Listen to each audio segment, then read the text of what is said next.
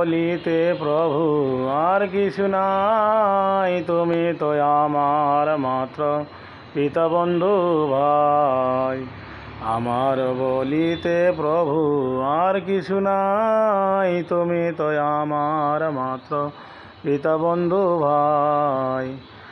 বন্ধু দ্বারা সুত সুতা তব দাসী দাস, সেই তো সম্বন্ধে সবে আমার প্রয়াস। ধন জন গৃহদ্বার তোমার বলিয়া, রক্ষা করি আমি মাত্র সেবক হইয়া।